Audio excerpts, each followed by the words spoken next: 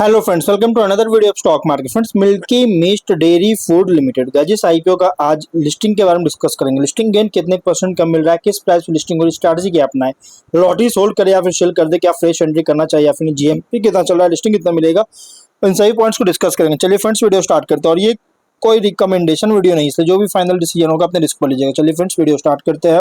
तो guys, IPO 11 से 13 तक ओपन था। लिस्टिंग जो रहा है 18 अगस्त का, मतलब कल का डेट रखा गया लिस्टिंग डेट। और 140 रुपीज का कट ऑफ प्राइस है। 107 शेयर्स की लॉट साइज, फ्रेश कैपिटल और ओएफएस का कॉम्बिनेशन है। 1553 करोड़ का इशू साइज, 1428 करोड़ का फ्रेश कैपिटल, 125 करोड़ का ओएफएस का रखा गया है। लेकिन गाइस, इसका बीएसई एनएसई दोनों में लिस्टिंग होने जा रही है। तो आज इवनिंग, मतलब कल आप किसी भी एक्सचेंज में ट्रेड कर सकते हैं, बीएसई या एनएसई किसी पे भी आप ट्रेड कर सकते हैं, जो कि लिस्टिंग डेट रखा गया है कल का। और जिनको अलॉटमेंट है उनके रिफंड्स आज रिलीज किया जाएगा। जिनको अलॉटमेंट हुआ है उनके शेयर्स डिमेट अकाउंट में आज ही के दिन क्रेडिट भी किया जाएगा। और रिफंड्स 3 to 5 वर्किंग डेज का समय लगेगा आपके अकाउंट में शो करने में। और गाइस, इसके अगर हम बात करें कंपनी का एंकर से लगभग 465.3 करोड़ का फंड रेज कर चुका है। लेकिन अगर हम इसके ऑब्जेक्टिव की बात करें तो कंपनी जो है आउटस्टैंडिंग बोरोविंग्स उसका रिपेमेंट करना चाहता है और पेरूदुराई मैन्युफैक्चरिंग फैसिलिटी में एक्सपेंशन और मॉडर्नाइजेशन के रिलेशन में कैपेक्स करना चाहती है। और visi coolers, ice cream freezers, chocolate coolers का डिप्लॉय करना चाहता है। जनरल कॉर्पोरेट पर्पस के लिए फंडिंग चाहिए, इसके लिए आईपीओ लेकर आया है। लेकिन अगर सब्सक्रिप्शन की अगर हम बात करें तो नो डाउट बहुत ही स्ट्रॉन्ग सब्सक्राइब किया, हेवी सब्सक्राइब है। क्यूआईबी 164 टाइम सब्सक्राइब किया, बिग एचएनआई 36.7 टाइम सब्सक्राइब है, रिटेल में 8.8 टाइम सब्सक्राइब है और एम्प्लॉय में 13.1 टाइम सब्सक्राइब किया गया। टोटल 59.1 टाइम सब्सक्राइब है, जो कि बहुत ही स्ट्रॉन्ग सब्सक्राइब किया गया है। लेकिन जीएमपी अगर देखा जाए तो कंपनी का जीएमपी ट्रेड कर रहा है लगभग 18.5 रुपीज का, 13.2% का मॉडरेट प्रीमियम पे लिस्टिंग गेन एक्सपेक्ट कर सकते हैं। और लगभग 158.5 रुपीज का एस्टिमेटेड लिस्टिंग प्राइस, 1979 रुपीज का एस्टिमेटेड प्रॉफिट सिंगल लॉट पे मिल सकता है। लेकिन अगर हम इसके बिजनेस की बात करें, देखिए लिस्टिंग स्टार्ट से पहले कुछ बिजनेस की बात करें। देखिए कंपनी जो है ऑपरेट कर रहा है dairy and food product segment में। वाइड रेंज ऑफ प्रोडक्ट्स जो कि इंक्लूड है paneer, cheese, curd, milk products, beverage और other value added dairy products का ऑफर कर रहा है, जो कि कंपनी का फोकस है ब्रांडेड डेयरी प्रोडक्ट्स पर। और प्रेजेंस भी ग्रो कर रही है रिटेल और इंस्टीट्यूशनल मार्केट्स में। और अगर हम यहाँ पे स्ट्रेंथ अगर देखा जाए तो कंपनी का स्ट्रेंथ क्या है, तो स्ट्रॉन्ग ब्रांड प्रेजेंस है वैल्यू एडेड डेयरी सेगमेंट्स में। और डाइवर्सिफाइड पोर्टफोलियो है चीज, पनीर, कर्ड और अदर डेयरी प्रोडक्ट्स का। डिमांड ग्रो कर रही है पैकेज्ड और ब्रांडेड डेयरी प्रोडक्ट्स के लिए इंडिया में। और स्ट्रॉन्ग अपॉर्चुनिटी मिल रही है जिससे डिस्ट्रीब्यूशन और जोग्राफिक प्रेजेंस को एक्सपैंड करता है। लेकिन रिस्क अगर देखा जाए तो डेयरी बिजनेस एक्सपोज हो सकता है मिल्क प्रोक्योरमेंट कॉस्ट में फ्लक्चुएशन के द्वारा।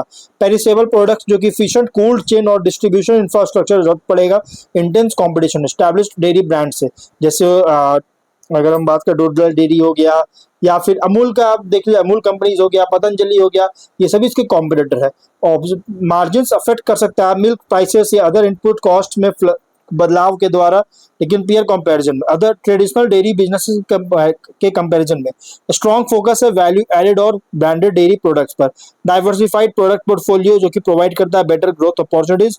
अगर हम जो कि कंपेयर करेंगे उन कंपनीज का जो कि प्राइमरी फोकस है मिल्क बेसिक मिल्क प्रोडक्ट्स पर, इनके कंपैरिजन में बेटर ग्रोथ अपॉर्चुनिटीज प्रोवाइड करता है डाइवर्सिफाइड प्रोडक्ट पोर्टफोलियो के होने के कारण। लेकिन इनसाइट्स क्या है, तो इंडिया का जो शिफ्ट है ब्रांडेड और वैल्यू एडेड डेयरी प्रोडक्ट्स पर जो शिफ्ट हो रही है, जिससे strong long term growth opportunities provide करता है। जीएमपी इंडिकेट कर रहा है पॉजिटिव इन्वेस्टर सेंटीमेंट का लिस्टिंग से पहले। लेकिन फ्यूचर ग्रोथ डिपेंड करेगा distribution expansion, product innovation, volume growth पर या फिर मार्जिन मैनेजमेंट पर, सभी पर ट्रैक कर, मतलब कि ग्रोथ डिपेंड करता है, फ्यूचर इसका डिपेंड करता है। ये आईपीओ उन इन्वेस्टर के लिए सूटेबल है जिनका डिमांड है ब्रांडेड फूड और डेयरी सेक्टर्स के एक्सपोजर पर। लेकिन जीएमपी के अकॉर्डिंग मार्केट सेंटीमेंट जो कि मॉडरेट प्रीमियम लिस्टिंग प्रीमियम का एक्सपेक्टेशन इंडिकेट करता है। Overall market sentiment positive appear हो रहा है।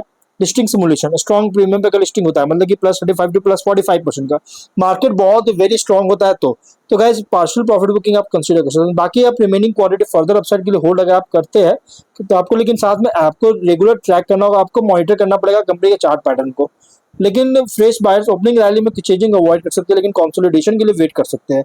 मॉडरेट प्रीमियम अगर लिस्टिंग होता है, मतलब कि +15 +25% होता है, फर्स्ट 30 to 45 मिनट अगर होल्ड करते हैं तो रीएसेस जरूर कीजिएगा। फ्रेश बायर्स सपोर्ट का कंफर्मेशन देखिए, उसके बाद आप कंसीडर कर सकते हैं। फ्लैट लिस्टिंग 0% to +5% का लिस्टिंग होता है तो 1 to 2 वीक्स के लिए अगर आप होल्ड करते हैं तो ट्रेंड मॉनिटर जरूर कीजिएगा। क्लियर ब्रेक और एंटर करने से पहले क्लियर ब्रेकआउट देखिए, उसके बाद आप कंसीडर कीजिएगा। डिस्काउंट लिस्टिंग होता है मतलब कि -2 to -10% का, तो पैनिक सेलिंग अवॉइड कर सकते हैं अलॉटीज, और सब इंपॉर्टेंट सपोर्ट लेवल्स को मॉनिटर जरूर कीजिएगा।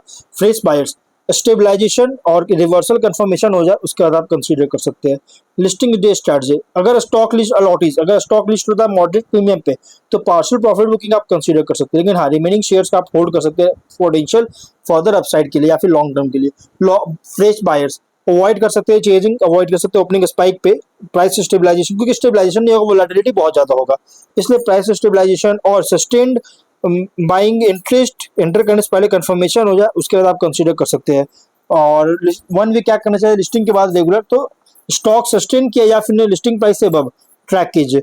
सेल्स ग्रोथ और डिस्ट्रीब्यूशन एक्सपेंशन मॉनिटर कीजिए, और milk procurement cost operating margin को वॉच कीजिए। न्यू प्रोडक्ट लॉन्चेस और मार्केट शेयर एक्सपेंशन मॉनिटर कीजिए। जब सिर्फ एक्सपोजर इंक्रीज हो जाए, वो वॉल्यूम सपोर्टेड अपट्रेंड के बाद सिर्फ कंफर्म हो जाए तो आप कंसीडर कर सकते हैं, बट फाइनल डिसीजन जो भी लीजिएगा अपने रिस्क पर लीजिएगा। ये कोई रिकमेंडेशन वीडियो नहीं, तो गाइस वीडियो कहीं पर एंड करते हैं। कोई डाउट है कमेंट बॉक्स में पूछे। मिलते हैं नेक्स्ट वीडियो में, बाय बाय।